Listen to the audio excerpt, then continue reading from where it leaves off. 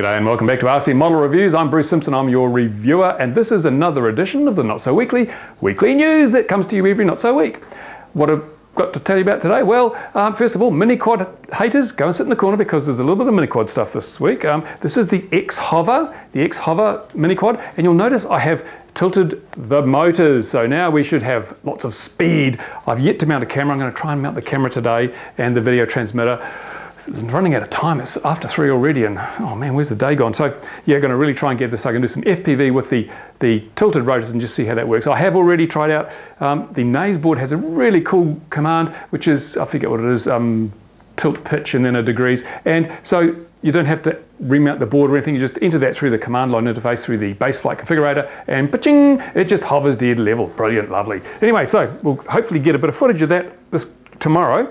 And also this. Now you've seen the MX-P230, you've seen the MX-P230E. This is the MX-P230E with the arms for 6-inch propellers. And as you can see, the props look enormous on this damn thing because it is quite a small and light craft. But notice also, there's very, very little clearance between these props where they, you know, if they come into sync there. I'm really wondering what's going to happen here. Now, the guy from XHover said, pull the arms apart when you tighten them up, and I did, but it's still about, this one's about 0.5 millimeter. So will these props grow with centrifugal force sufficient that they start banging together and I have to trim them up? Well, they'll trim themselves up, I suppose. I don't know. We'll find out.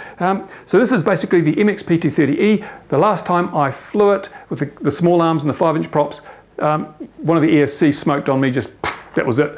So I decided to put the big arms on, put 20 amp speed controllers on. I'm going to try it with 3 cells. I'm also going to try it with 4 cells. And hopefully, you know, it'll be a rocket. But I don't know, you'll find out when I find out. And hopefully with the weather supposedly clearing a bit tomorrow, we get plenty of video and I can do a review of this. What else? Now, oh yes, some time ago actually, I got this SJ5000 action camera and the SJ4000 action camera. Well, this is not an SJ5000. DL Extreme said, oh, you know, because I told them off. I said, stop advertising this as the successor to the SJ4000 because it's not. It's actually a different product. And they said, oh yes, but it's a really good one. And they said, we'll send you one to review. So they sent me this. So I've been reviewing it.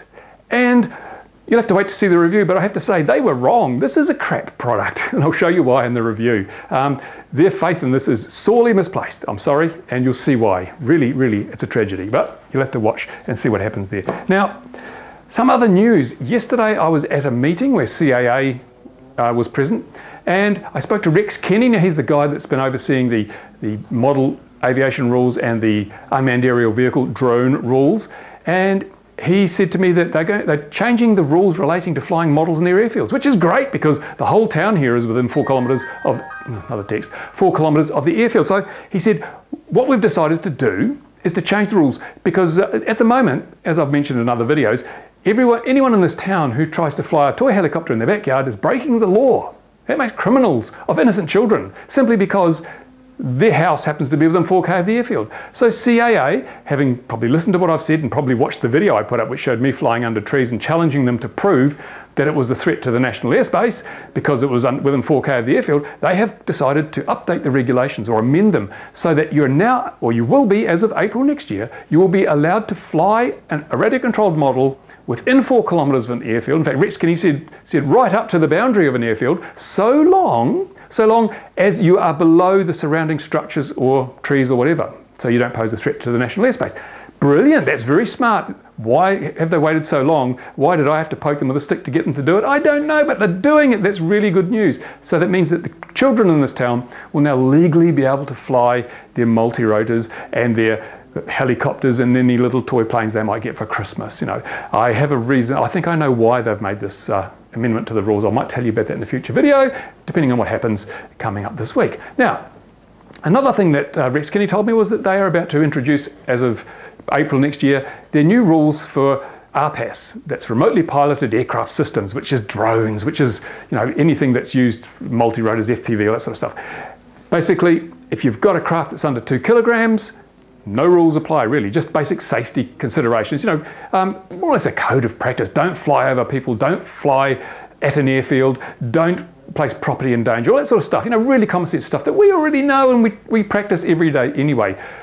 If you've got something under 2 kilograms, covers it, even for commercial use, he told me. So even if you're going out and doing photos for real estate agents or filming, you know, whatever, landscapes or events, as long as you follow the basic safety rules, you're going to be right. You won't need certification, you won't need licensing, you won't need registration. Woohoo, that's such a common sense way to do it. Now, I believe that the Netherlands have just announced they're doing the same thing. Canada has announced they're doing the same thing. America has announced they're going to shoot anybody that even looks at a drone. That's how backward they are, but I'm sorry you guys, you've got to get off your backsides and do something to change that. The American situation is crazy. You guys are supposed to be the technology leaders, and here you are, basically, the NTSB and the FAA together have basically said, all model flying is illegal, but we'll only prosecute you if we feel like it. That's an untenable situation. You've got to go talk to your senators, do something.